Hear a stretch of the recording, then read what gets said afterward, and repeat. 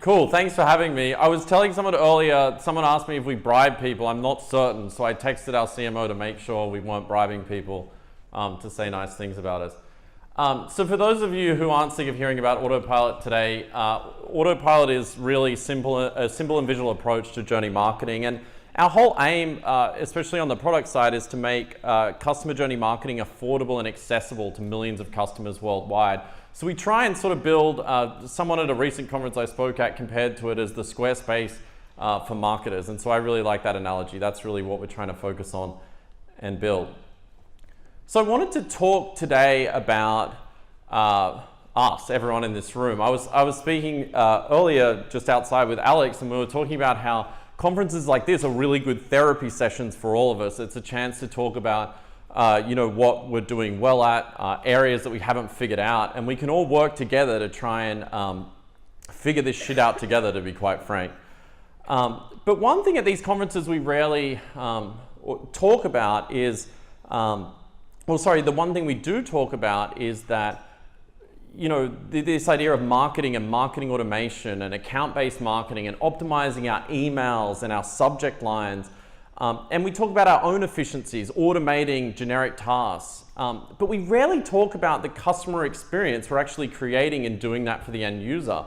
I, like many of you in this room, get hundreds of emails today. I frequently see ads for products I've already bought. I even have logged tickets about products that I hate. I'm like, this product sucks. And then I'll get invited to review that product on a review site, which makes no sense. And it feels like in 2017, we don't really have a handle on who the customer is as marketers. And we all seem to be talking about that today. We're all struggling with it. In fact, I found some tweets earlier from some of you in the audience. I'm going to just call one of you out. Should have been more prepared. But so Heather said, incredibly happy to hear the opening message of Growth Marketing Conf is all about engagement and relationships. And the truth is, we've stopped really talking about it, and it's nice to hear today that we're hearing about some of that. So I wanted to share some research today from a report our wonderful team did late last year. It's the Customer Journey Marketing Report. I'll share a link to it at the end. And it found, surprisingly, that 72% of consumers are turned off by generic marketing. And I would think that should really be 100%. We should all be turned off by generic marketing. Today, consumers are demanding a more personal and contextual experience, and it's on us as marketers to deliver that experience to them. So we looked in this report at what a top-performing marketer is doing, and so we tried to separate top-performing marketers from their counterparts to try and understand what are they doing differently.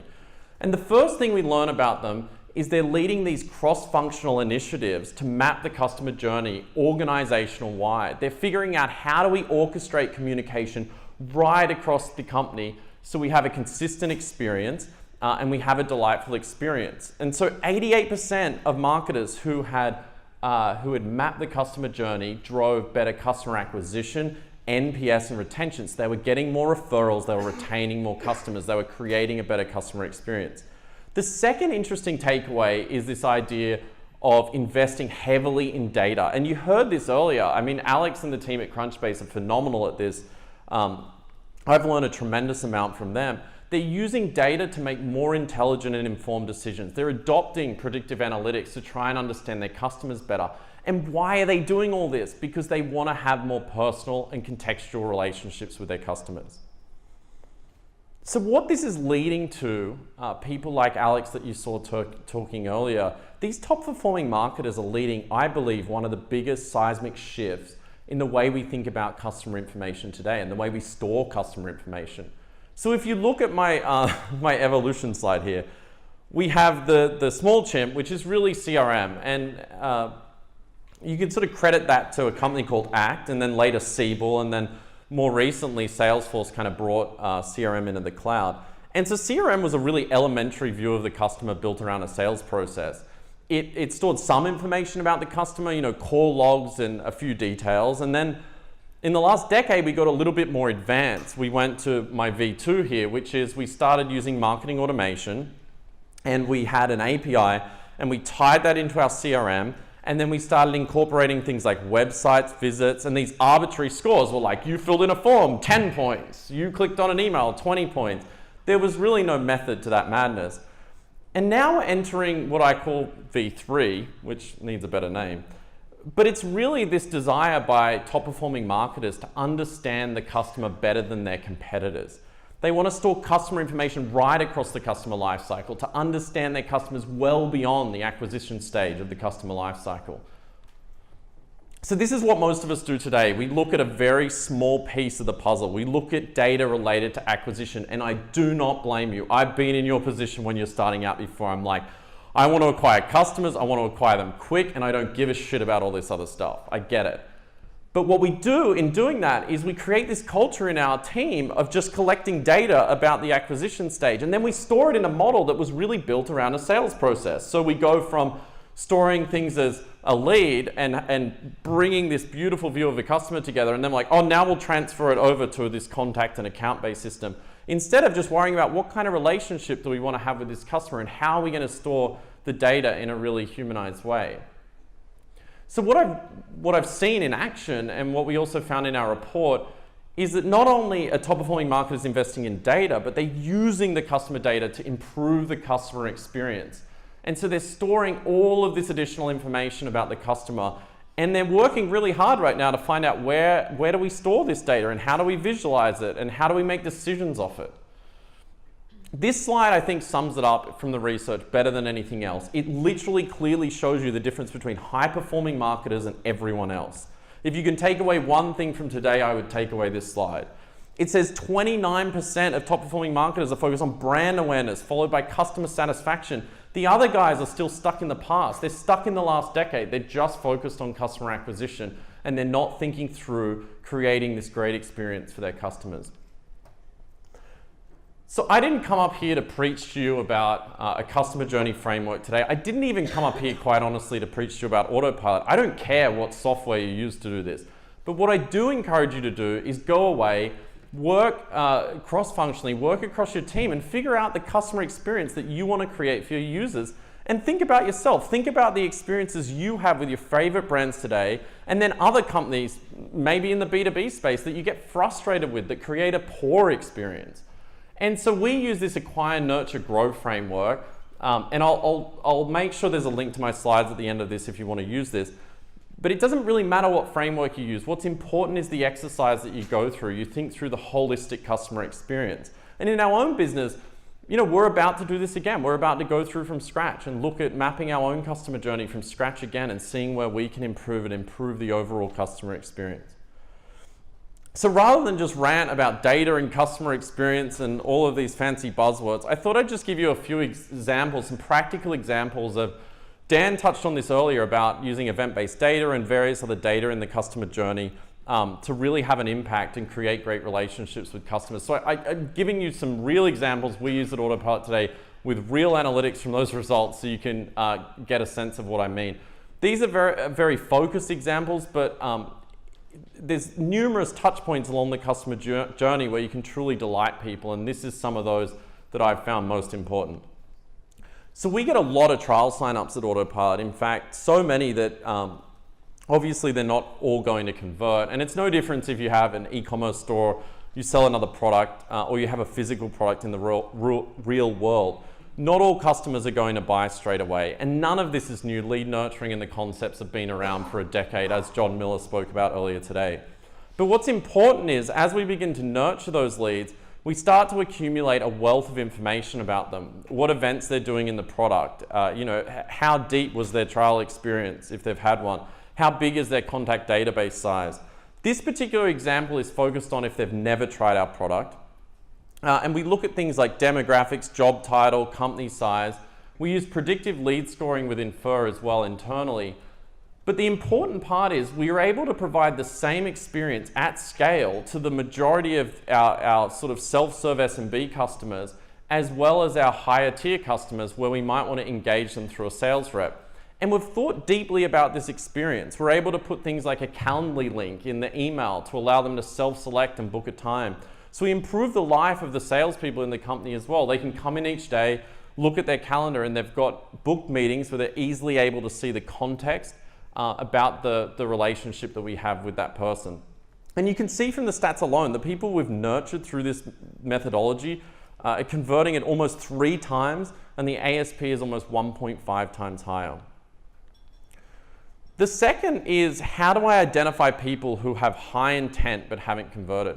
So we put all of this work into nurturing. We put all of this work into learning a tremendous amount of information about our customers. And then they get to our trial sign up page and they don't actually convert. They don't fill in the form. And so we thought about this, and often at times people are distracted. I know some people have kids and their kids might be upset and they're like, oh, I was going to sign up to this, but I forgot. Or maybe like me, they have chihuahuas that are really needy and you get distracted by your 2 chihuahuas. And so what we did was we said, well, how can we create this remarkable experience when these people are otherwise interrupted, when we've seen the intent, they've shown intent to try our product, but they're not converting for whatever reason. So not only do we send them emails and in-product messages and on-website messages, but we send them a message that's from the person they've been talking to on our team. So in this case, if they've been talking to Clay, an email comes from Clay and it says, hey, I saw that you kind of went to the trial page and we're going to sign up. Do you need any help? Can I help you? And this journey basically follows them and makes sure that if they want help, they get it, and gives us the best chance possible of converting those users. We also use on-site notifications. So if you revisit Autopilot, it says, hey, we saw that you wanted to try our product. If you want a quick start into the trial, click this button and it'll take you straight through. So we were able to recover 32.6% of these people. You can see it's beating our little goal here, just by identifying this part of the journey where for whatever reason the experience fell down. And the great thing is people have responded incredibly well to this. Most of the time they're like, hey, thanks, I actually did and just forgot about it. The next one is, are people getting the answers they need from our knowledge base? This is a really interesting one. I think everyone in the room should copy it. So we found out that basically in our knowledge base for more complex use cases, people go in and they search for things and they're like, what the hell, how do I do this? And when we first started out especially, we didn't have content for a lot of those topics. We were still learning about the kinds of content that we needed to produce. And so what we realized was, when they hit this wall, what if we detect that? What if we realize they're stuck on this page and we send them a simple message based on where they're at in the customer journey? So this particular one comes from a customer success person reaching out to them who they've interacted with before, saying, I noticed you were searching our knowledge base recently. Were you able to find what you were looking for? Is there something I can help you with? Super simple, but it truly delights people as part of the overall customer experience. They're like, holy shit, yes, I've got examples. I need help, or I'd like to schedule a demo, or various other feedback. 20% of these people go on to become customers. That's how delightful this experience is. So here's an example for you. This one came from Peter. I was hoping to set up a demo. Would it be possible this Wednesday? So it's a super qualified lead. He copies in the sales team and we're good to go. The next is, how can we get our promoters to help spread the word and make them feel special? So this one is super cool. We actually stole this from one of our customers. We did not invent this, but it works tremendously well. So basically we do Net Promoter Score, and I think everyone in this room should do Net Promoter Score. Firstly, it keeps you honest. Secondly, it's a leading indicator of your success, in my opinion. So we would send this email saying, a huge thanks for rating us positively. There's an equal one if you rate us negatively. It comes from me and it says, please give me brutal feedback. I'm listening, and I do. And so it encourages them to go and rate us on a various sites. So this particular example is G2 Crowd, but our marketing team is super smart and they actually split the journey up so we get an even spread of reviews across all the review sites. And they get a little reward too, so they get an Amazon gift voucher. And it's a personal outreach from me. I reply to all the emails if they respond to me, and 44% of these people go on to review Autopilot. They're also super happy to do it because, of course, they're promoters. So here's some examples. Done and posted to LinkedIn. Thanks, Mike. Mike, that's done. Keep up the great work. Hi, Mike. Not a problem at all. And this guy goes on to give me some really good feedback about the product, which I found incredibly useful. So the next, and I believe final, is how can we help our customers get more value out of our product? So we understand the customer journey as you not only onboard into the product, but after you purchase the product, we still know it's our job to get you ROI. When someone gives us $1, we want to give them a few dollars back. That's our whole philosophy of building the product. And so we actually nudge them. We nudge them along, telling them this is the next thing you need to do to grow your business. So in this particular example, it says, nice work adding the tracking code, Mike. You can now convert anonymous visitors to your website into leads. Learn how. So we know after people add the tracking code, the best next thing they can do to get value is add these proactive heads-up messages to their blog and their website to start acquiring new leads and thus nurture them, hopefully, to a sale. And so by doing this, we're able to get 29.5% of people that otherwise just would have done nothing else to go and complete our next step. And then this particular journey keeps flowing on based on the next likely step, on the next most important thing that we think that they need to do. So wrapping it all up, how are top performing marketers winning? They're mapping their customer journey across the business. Even if everything today you think I have said is absolute bullshit, you should still go away and think about the experience that you're creating for your customers. You will learn a ton doing it, and it will teach you where to invest in data. What are the missing pieces of the puzzle that you need to know about the customer in order to build your own customer graph and create a better customer experience? They're then using this information to build those personal and contextual journeys across this sort of acquire, nurture, and grow framework. And finally, and most importantly, they're setting goals and tracking results to make better decisions and refine the customer experience. So that's it from me. That customer journey marketing report, I think I always say the name wrong, but you can download it there. That's a horrible URL. It's too hard to read, but I will tweet about it later in case you miss it. It's bit.ly/CJM-2016. Thank you for having me.